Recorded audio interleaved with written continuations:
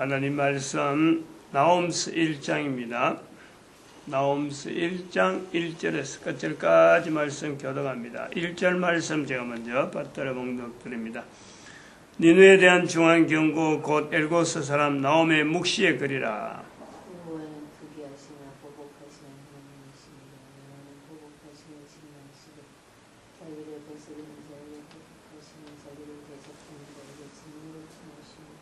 같이 읽습니다. 볼지어다 아름다운 소식을 보하고 화평을 전하는 자의 발이 산이 있도다. 유다야 내 절기를 지키고 내 서원을 갚을지어다. 악인이 진멸되었으니 그가 다시는 내 가운데로 통행하지 아니하리로다. 아멘.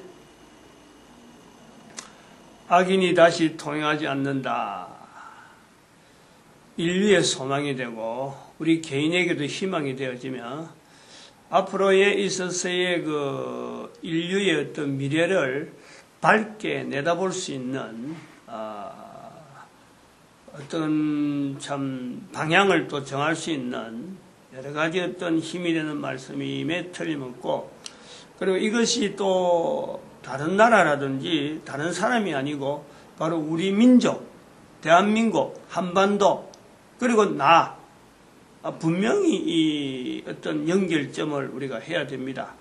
지금 사는 사람도 그렇고 앞으로 사는 사람도 그렇고 참 우리나라 그런다고 해서 가만히 있는다고 해서 이게 절대 되는 게 아니거든요.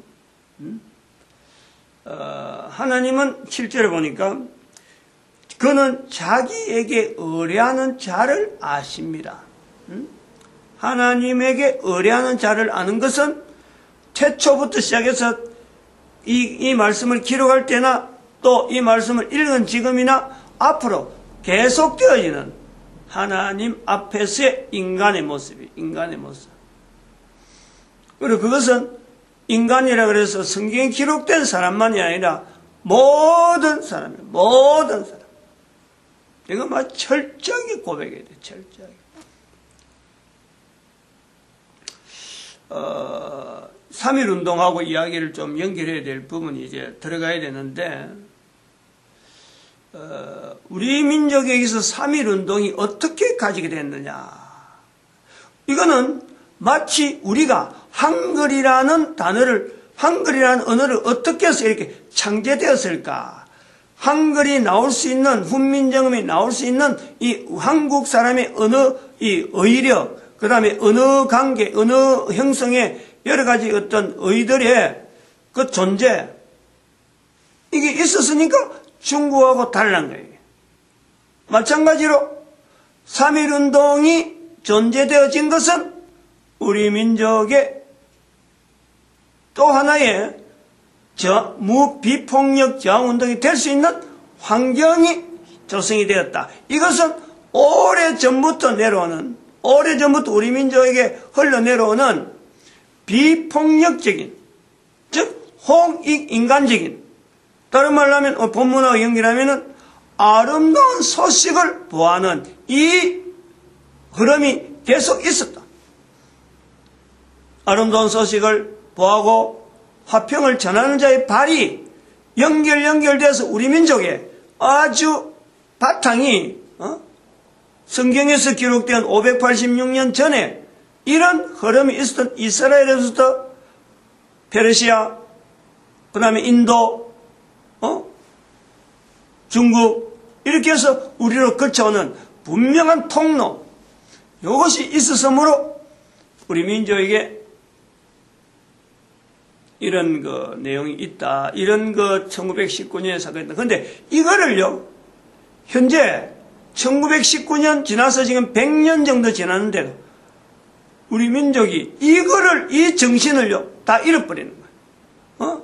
전부 다 여기서 우리 민족이 나아갈 바를 찾지를 않는 거예요. 한글도 그렇지만은 한글도 한글의 힘을 모르고 있고,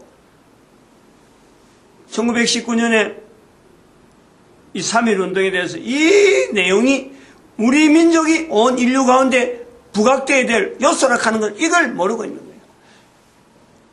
이 좋은 보배를 그냥 묻혀놨고 찾지도 않는 요소가 있다. 그래서 그 이야기를 하는데 1919년에 대한 내용을 이야기하려면 이 최재우 씨에 대한 함부로 넘의 이름을 함부로 이야기는 할 수 없으니까 여기 명칭을 일단 여기에 적어놓은 명칭은 한 사람 한 사람이 우리 민족의 어찌 보면 큰 어떤 선지자적인 역할을 한 분명한 흔적이 있는데 그들이 걸어가는 걸음은 아무도 그 당시에는 알아주지 않는 거예요.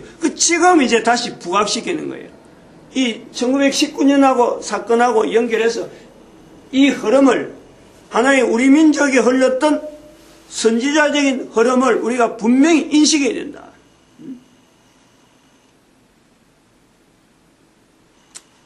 1919년에 있었던 그 3.1 운동에 있어서 이렇게 묻히게 되고 이거 자체가 부각이 안 되는 어떤 원인과 최재우 씨가 동학도를 만드는 배경, 요 어떤 연결점, 요 어떤 그 구성, 여기요. 1919년이 부각되지 않는 이유와 최재우 씨의 동학이 형성되어지는 것에는요, 이게 분명한 어떤 고리가 있어요. 그 두 가지의 고리가. 그래서 지금 한반도의 어떤 위기에도 또 우리나라가 그 1945년 광복절, 그 다음에 2014년 8월 15일 광복을 선언하는 그 바로 앞에 우리 민족을 열방의 선지자라고 할 때에 또 한 번 하나 더 선포한 것이 사탄을 선포한 거예요. 사탄을. 2014년 8월 14일 날 한국을 방문한 교황, 그 사탄을 선포한 거예요. 그 연결이 있다니 같이. 최재우 씨가 동학을 일으키는 그 원인하고 1919년에 이 사건 자체가 우리 민족 가운데 지금 바닥으로 깔아앉는 요 내용에 여기 같이 세 가지의 갇힌 부분이 있어요. 동학을 일으킬 때의 상황이 바로 1884년이 개신교가 언더우드 목사하고 아펜셀러 목사가 그보다 앞섰구나. 알렌 의사가 우리나라에 왔다 하는 그것을 이제 개신교의 첫 시작을 하는 거예요. 그러면은 1784년, 딱 100년이에요, 딱 100년. 1784년에 북경에서 이성훈 씨가 천주교 영세를 받는 거예요. 천주교 영세. 그것을 우리나라의 천주교의 이제는 시효다, 이제 들어왔다, 이거예요.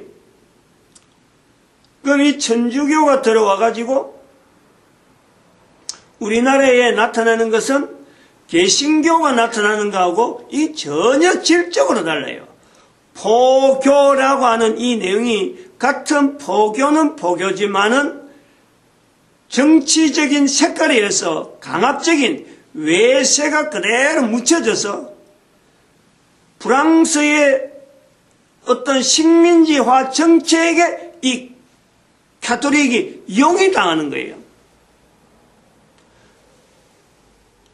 계속해서 영세라 하는 또 천주교라 하는 이름을 가지고 우리나라에 영향을 미친 그 영향이 국가 국정하고 계속해서 부딪히는 거예요. 프랑스에서는 이 개신교 세력들을 이용해서 포교라고 하는 이름을 가지고 한국을 방문하면서 나타내는 것이 한국하고 프랑스하고 어떤 그 교류, 상업적인 어떤 교제를 하자, 주고받자 하는데 국가에서는 안 한다는 거예요. 쇄국 정책을 쓰고 쇄국 정책을 풀려고 하다가도 이 사람들의 정책이 너무 어떻게 보면 우리한테 반하니까, 우리한테 너무 안 맞으니까 그것이 남년묘 대원군의 아버지의 묘소를 이 사람들이 이제 그것을 이용하려고 도구를 하던 사건이 있잖아요. 프랑스 신부하고 우리나라에 와 있는 프랑스 신부하고 또 그 프랑스에서 보낸 독일인 어떤 무역업자하고 프랑스에서 보내는 거죠. 프랑스 이름으로 와서 이제 그 교육하려고 하던 장사꾼이지.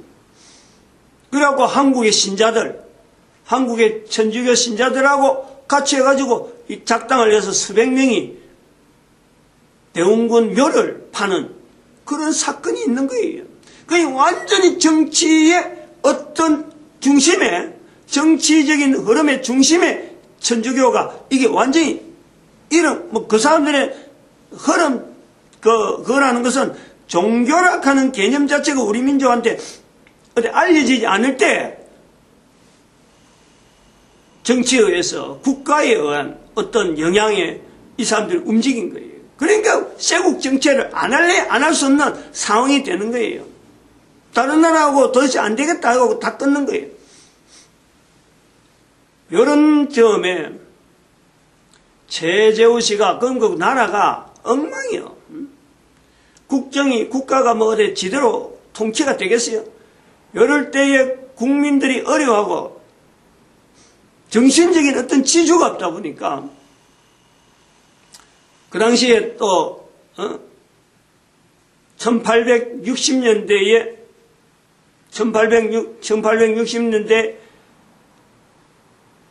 중국에서의 그 태평천국의 난이 일어났단 말이야. 1850 몇 년 해갖고 63년인가 해갖고 이게 한 10몇 년 껐던 이 태평천국의 난이 그전부터 태평천국이 있었는데 태평천국의 난이 일어나는 거야. 한 10몇 년 동안 전쟁 상황이 있던 그 태평천국의 난이 이제는 이 신라 쪽으로 이 영향받는 이 교류 자체가 경주 쪽하고 교류가 돼 있고 늘 이래 돼 있는 통로가 있으니까 그리고 당시에는 서해안 쪽이 호남 쪽이 이 교류가 발달하는 거예요.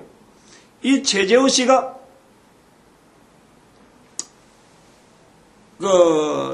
몇 년 동안 방랑을 합니다. 이거 나이 어려서 부모를 여의고 그 다음에 공부를 좀 하다가 나중에는 안 돼가지고 방황을 해요. 방황을 저 밑으로 전국 각지를 돌아서 그게 한 3년인가 4년 이래 방황을 해요. 아무도 그 발걸음을 모르는 거예요. 당시의 사람은 그것이 앞으로 동학을 일으켰다는 어떤 그것도 없는 거예요. 그러나 전체적인 상황을 보면 동학을 일으킨다라고 할 때에 결심을 하는 것은 바로 이 방황 후에 오는 거예요. 방황 후에. 어디에 갔느냐? 저는 태평천국의 난에 영향을 받은 호남 지역에 있는 이런 사람들, 그리고 최재우 씨가 가지고 있는 근본적인 어떤 경주 지방에 있는 신라 지역에, 신라에서 넘어오는 또 가야 지역에서 넘어오는 이 자기들 조상으로부터 내려오는 분명한 어떤 참 제가 말씀했지만은 산 아래에 새가 있다 하는 이 의미를 아마 뭔가 깨닫지 않았냐, 뭔가 어떤 영향을 받지 않았느냐라는 것을 보는 거예요. 최씨니까 성에 대해서 생각을 안 할 수가 없거든. 그래서 동학을 일으키는데 천주교에서 영향을 받는 이 사회가 이렇게 혼탁하니까 여기에 반해서 천주교를 서학이라 되어 있으니까 이것을 반대해서 동학이라는 거예요. 동학. 천주교의 영향에 의한 것이 아니고 우리 민족 고유의 하나님이 주시는 분명한 길이 있다. 이렇게 해서 나오는 게 동학이에요. 그 동학을 할 때 보면 그 사상이 평등 사상. 모든 사람은 동일하다. 그리고 한울림이라 하는 하나님의, 우리가 지금 부르는 하나님의 오래된 언어, 한울림이라 하는 그 자체를 모신다. 이런 사상을 가지고 있는 거예요. 그건 가야 시대에 소위 말하면 신라 지역에 있는 그 유태인들의 그 내용이 우러나는 거죠. 우러나는 거예요. 그대로 묻어나서 동학으로 천주교로 해서 흩어진 그 어떤 서양에 대한 그 종교, 거기에서 반해서 동학이라는 말이 나온단 말이에요. 근데 이것이 나중에 동학난이 일어나는 것은 그 호남 지역에 있었던 특별한 어떤 환경, 즉 그거는 곡창지대니까, 곡창지대 수탈이 일본에 의해서 수탈이 많이 일어나고, 그래서 그것에서 반대해서 나갈 수 있는 세력이 그 당시에 동학의 형성이 창창하게 되어 있는 거예요. 전국적으로, 그러니까 그 국민적인 정서에 의해서 서학이 천주교가 그렇게 아주 횡포가 심하니까 사람들이 동학이라고 하는 우리 한반도에 오래된 정착된 하나님에 대한 사상, 경주 김해 지역에서 형성된 이 사상이 신라 지역에서 있었던 그 내용이 불이 붙어서 형성되어 있는데, 조직이 형성되어 있는데 거기에다가 수탈, 일본에서 수탈이 되어지는 또 정치적인 내용이 오니까 그때 일어나는 것이 동학들이 이제 그는 주축이 되어서 난을 일으키는 거예요. 이 난이 이제는 형성돼서 운동을 해본 적 1919년에 이 사건이 되어질 때는, 그때는 교주가 최재호씨에서 1대가 최재호씨고 2대가 최시영씨인가 그래요. 최시영씨. 최시영씨의 엄마가 밀양손씨입니다. 제가 밀양손씨거든. 내가 자랑하려고 하는 건 아니지만은, 밀양손씨가 되다 보니까 아마 그 연결해서 그런지 3대가 손병희씨예요. 3대 손병희씨는 그때는 경주 지역이 아니고 저 충청도 지역에 있는 사람이 손병희씨예요.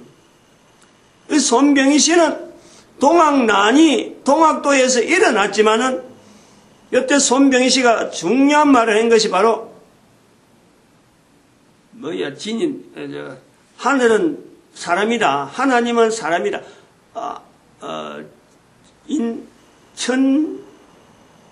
이래갖고 인내천 사람이 곧 하늘이다 하는 인내천을 외친 중요한 어떤 그 내용이에요. 그러니까 그것은 동학에 대한 분명한 어떤 의미를 또 손병희씨가 다시 의미를 해석하는데, 그래서 동학 이 3.1운동이 3.11이 되는 것은 뭐예요? 3.1이냐? 3월 2일을 하려고 그랬어요. 3월 2일. 3월 3일이 발인인데, 근데 3월 2일이 주일이에요, 주일.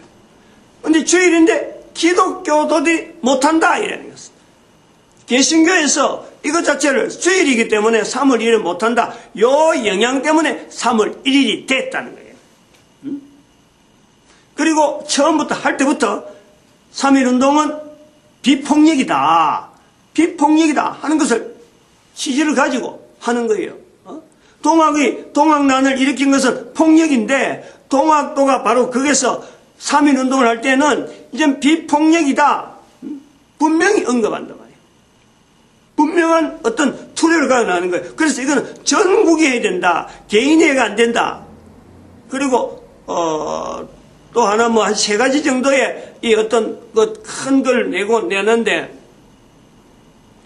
이 내용이 1919년에 있었던 이 내용이 비폭력이면서 나오는 이 상이 이제는 그동안에 우리 민족한테 갇혀있던, 우리 민족에 가져있던 그 어떤 여러 가지 어떤 요소, 종교적으로든지 여러 가지 흘렀던 사회적인 여러 가지 영향에 이제부터는 최재우씨로부터 나타나는 우리 민족에게 흩어지는, 우리 민족 내려오는 아름다운 소식을 보하고 화평을 전하는 자의 발이 산 위에 있다라는 이 내용을 이제 드러내는 큰 어떤 전환점이란 말이에요. 이 전환점의 요소에 왜 이것이 부각되지 않느냐, 왜 부각되지 않느냐 하면은, 여기에 나타나는 그 인력, 사람의 요소가 보면은 천도교가 소위 말하면 동학도라고 하는 천도교 요 사람들이 지금 천도교라고 부르는데 그 사람들이 33인 중에서 이 사람들이 15명이에요. 기독교, 천주교를 합해서 기독교가 16명이에요. 기독교가. 그 다음 불교가 2명이에요. 그래서 33명인데. 근데 천도교의, 당시에 천도교 세력이 100이라 그러면은 개신교는 그때는 10밖에 안 됐어요. 10밖에. 10분의 1도 안 됐다는 거예요. 개신교하고 합해서 기독교라고 불릴 수밖에 없는 그거는 뭐냐면 천주교의 이성훈 씨가 그 들어있는 거예요. 그 사람 외에는 아무도 없어요. 천주교 한 사람밖에, 천주교는 한 사람밖에 없어요. 그리고 16명이랍니다. 또 있었는지 없었는지 정확한 건 제가 모르겠고, 적어도 이성훈 씨가 들어있으니까 한 명은 들어있는데 15명, 나머지 15명 다 내가 개신교를 알고 있는데 내가 또 잘못 알고는 있어요. 그거는 여기서 이제 나오는 거예요. 왜 우리 민족에게 이 어마어마한 사건의 큰 흐름에 아름다운 소식을 보고 화평을 전하는 자의 발이 되어지는 이 어마어마한 큰 운동이 되어지는 이 운동에 왜 3.1운동이 나타나지 않느냐. 바로 이 천주교 자체가 이거를 별로 알리질 않는 거예요. 이거를 천주교에서 무슨 운동을 하면서 지금 뭐 사회운동 한다고 해서 천주교의 영향이 굉장히 세잖아요. 근데 3.1운동을 언급을 안 하는 거예요. 자기들이 내세울 게 아무것도 없거든. 100년 전에, 개신교보다 100년 전에 왔는데 저들을 통해서 동학이 생겼고 동학 교도들이 이걸 주도했고 그러면 천주교는 한 사람밖에 안 들어있고 그런데 이것이 대한민국의 어떤 저항운동에 전 세계 가운데 이게 하나의 표대가 되어진다니까 이걸 어떻게 자기들이 내세우겠어요. 그래서 반대로 내세우는 것이 지금 반대로 내세우는 것이 바로 이 노동운동 그리고 공산주의에서 말하는 혁명 이론을 가지고 지금 민중들을 자기들이 인도한다 하면서 나오는 것이 천주교 신부가 나와서 뭐 박창신 같은 그런 신부가 나와서 구국선언하고 이제 뒷북치고 있는 거예요. 이게 교황이라는 거예요. 즉 천주교는 철저하게 민족적인 내용이 아니고 다른 데에서 들어온 다른 데 어떤 외세에 의한 어떤 국가적인 힘 고안배, 고관계로 형성되어진 것이 천주교다. 그게 지금까지 그랬는데 이제는 그걸 잘라야 된다. 완전히 독립적으로 해라. 민족 단위로 해라. 라고 하는 것이 제가 지금 제안하는 거예요. 대한민국의 천주교들은 제일 먼저 전 세계 중에서 제일 먼저 교황과의 고리를 끊으라. 오늘 여기까지 하겠습니다. 기도드립니다. 할렐루야.